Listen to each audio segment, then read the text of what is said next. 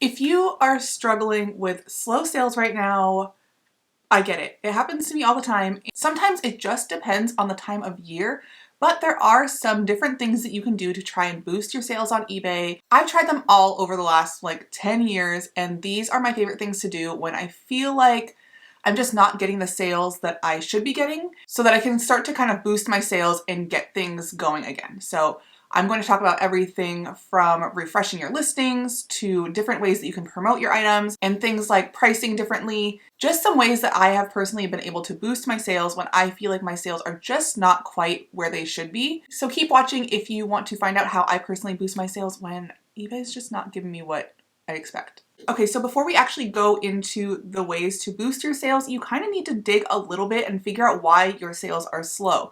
Sometimes it's just seasonal. For example, I generally have a slow first quarter, especially in comparison to fourth quarter. It just looks like your numbers are really bad. And I usually have a slow period in like February, March-ish. It just depends. But you need to figure out why your sales are slow. So see if you can dig in. Are you not listing as much? Are you maybe pricing a little too high because you're feeling a little bit desperate for money?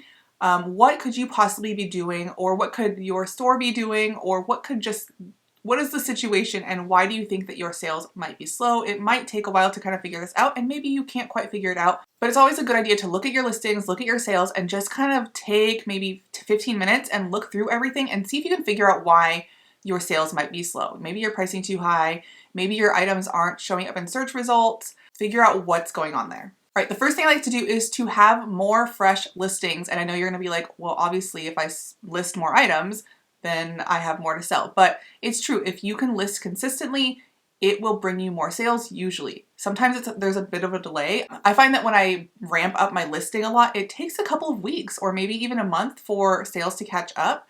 If you don't have a lot of items to list right now, like you just have not sourced enough, then you need to refresh your old listings. On eBay, you can use the sell similar feature, but I personally use Vendoo to do this because I can easily and quickly delist and relist my items on eBay and Poshmark because I sell on both. And I try to do about 10 items every day or every other day or so, just depending on how stale or how long these items have been sitting for. I like to relist my items at least every 60 days. Because I feel like after 60 days, if it hasn't sold, eBay is like, this might not sell, and you start to see a decrease in impressions, and it's gonna stop showing to people because it thinks that nobody wants that item. So creating new listings by delisting and relisting your items is really helpful. And this is actually a really good time for me to introduce today's sponsor, Vendoo. Vendoo is a tool that I have been using for many years now. If you're like me and you sell on multiple platforms, Vendoo makes this a lot easier to do because not only can you cross-list items from like eBay to Poshmark, you can also cross-list to, I think they have 10 different marketplaces now, and there are so many other tools that they have added. My favorite thing is analytics because I'm just like a nerd for numbers. They also recently launched the send offers tool. So if you are familiar with sending offers on eBay and sending offers even on Poshmark, you can now do this from Vendoo without even having to go into eBay, which is really cool. So you can just click on their little send offers icon and it will show you all the items with likes, and you can go ahead and send offers. It's just like a bunch of different rows for each item, and I feel like it's a lot faster than doing it on eBay. I haven't used it a ton just because I'm so used to going on eBay, and sometimes I do it on my phone, but this is something I'm excited to play around with more. So if you want to check out Vendoo, I'll have a link in the description below and you will get 25% off your first month. The next thing you want to look at is your pricing. Is your pricing strategy preventing you from making sales? If it's something where your sales have been great and they're just kind of not as great for a little bit, that might not be the problem. But if you're finding that your sales are just not going back up to where they should be, you might want to look at your pricing strategy and make sure that you're pricing really competitively. If you've watched my videos, you know that I am a big fan of pricing on the lower side of competitives. So if things are selling between like $25 and $35, a lot of people want to price at $30, but if everybody is priced at $30, then why are they picking your item, right? If you price at $35, you're too high. If you price at $30 and you're in competition with everybody else who thinks they should price in the middle, that's not helping you either. So I would probably price at like 28 or even 27 just to get those sales. And this depends on your philosophy and your method of reselling. I really find that sacrificing $1 or $2 for a fast sale is totally worth it. And I would rather do that than hold on to an item and not sell it for a month or two. So you can take a look at your items, maybe look at items that have been listed for a long time. When I have time, I like to go through maybe like 5 or 10 listings that have been listed for a long time and look at the prices and make sure that those prices are still competitive. If they're not, I fix them. And oftentimes when I do this, I see a couple of them sell. So just checking your pricing because the market is always changing. The next thing you can do is try either promoted listings or marking down your items. The great thing about eBay is they have a lot of different tools to help you market your items. So you can mark down items and you can select items based on how long they've been listed, what specific items you want to mark down, etc. I like to run sales for just like 2 or 3 days, and I will run the sale based on how long it's been listed. So I might run a sale on everything at 10% off, or items that have been listed for 30 days or more at 20 or 30% off, and see if those boost sales. The reason I run them for a really short amount of time is because it will show them how much time until that sale is over, and it kind of creates some urgency. Another thing I like to do is to use promoted listings, and I know a lot of people are still really against paying eBay more money to get their items sold, but sometimes, especially in a highly competitive, with a highly competitive item, an item that has lots and lots of different options for buyers, this can really help your item get sold. I start really low, but I do eventually end up promoting everything. I do it similar to my markdown sales. So what I'll do is like once a month, I'll go in and I'll promote everything that's not already promoted at like 2.5% or something. And then I'll bump those up to 3.5% and I'll just bump it up and up. I think paying eBay like maybe 5 or 10% for promoted listings gets me better results than marking down my item like 10, 20, 30% sometimes. I don't know how to really prove that or like collect that data to make sure that I'm correct in that, but it feels like that works better for me.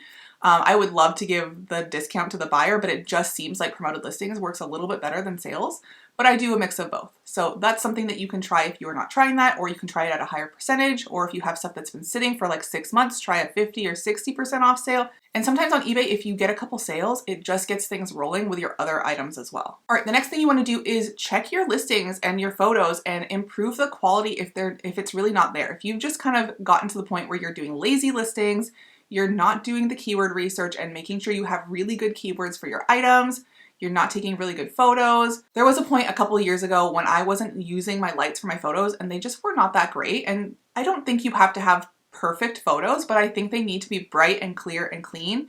And I just wasn't taking good photos that stood out. And sometimes people will just pass right by your item without even looking at it, even if it's exactly what they're looking for, just because the picture doesn't stand out to them. So make sure you have good listings, check your photos, look at your photos, search for your item, and look at the results and see how your item stands out compared to everybody else's. And if your pictures are not as good as theirs, then maybe try and get a better setup, take pictures when it's brighter out, just find a way to take better pictures. And that's the same thing with keywords. You really want to use style-based keywords, which is something that I'm still learning. Not everybody is searching based on brand. We always include stuff like the brand and the basic style and the size. But if you use style-based keywords, like if you're doing like a denim vest, you want to use like cowgirl, cowboy, or whatever like that, so that people who are looking for a specific style are finding your item. Because they might just be looking for, in general, items that fit within that style, if that makes sense. So I actually use ChatGPT for this to help me out. I will create my title and I will copy and paste that into ChatGPT along with the cover photo of that item. And I will say, give me a list of keywords that work for this item. And then it will usually give me like 15 or 20 extra keywords. And I will just throw that in the description so that I have extra keywords in my description for anybody searching those keywords that are even a little bit relevant. So I think this is super helpful. It takes me a couple extra seconds, and just making sure your listings are quality listings. It's going to help buyers find your items. It's going to help buyers be more confident in your items. It's just going to help sell your items better. All right, and then just a couple of just like rapid fire tips here. Lower your handling time because people want fast shipping. If you have like a 5-day handling time, see if you can lower it to like 3 or 2 or 1, especially with Amazon these days and people getting stuff like next day. People are impatient, people are procrastinators, and sometimes they need something for a specific event and they're shopping like 3 days before it happens. So lowering your handling time can really help because people who need it in a hurry will buy yours, especially if other people have a longer handling time. Try adding best offer to your listings and sending offers. I talked about sending offers a little bit before, but you can also add best offer to your listings to see if people are interested in buying it and they're just not quite ready at the price that you have it at. Sometimes I'll stick to my price and I will only discount it maybe like a couple dollars. And I'll only accept offers that are a couple dollars less. But sometimes I see the item and I'm like, you know what? I've been sitting on this for like 3 months. That'll work for me. I haven't had any sales today. Let's just do this. So adding best offer can be really helpful. Another couple of things are, if you're not already a top rated seller, work really hard to be a top rated seller. I believe that they get a better spot in the algorithm. Try free shipping on really competitive items that are lightweight, that you can afford to do free shipping on. You can always adjust the price a little bit if you need to help account for that free shipping, but it might be something good to try on just a couple of items to see if that gets those items sold. And like I said, just clearancing old inventory, using those markdown sales to get rid of the old inventory. I really love being able to clearance out like 10 items that I've been sitting on for like 6 months to a year, because not only does that get those items out, at this point I'm like, I don't care, just take it. And also it will get my store going, and I almost always see sales, like full price sales of other items once I start getting other sales. So sales bring sales, if that makes any sense. And activity brings activity, so keep listing. So hopefully you found this video helpful to help you boost sales. Don't try to do all of these at once. These are things that I've kind of done over the years, and I will just implement 1 or 2 at a time to see what's working. You don't want to run a sale and increase your promotions and lower your prices and do all that stuff at once. You want to just kind of pick a couple that you think might work for you and go from there. Again, if you have not tried Vendoo, go ahead and check out the link in the description below to get 25% off your first month. And I will see you next time. Thanks for watching.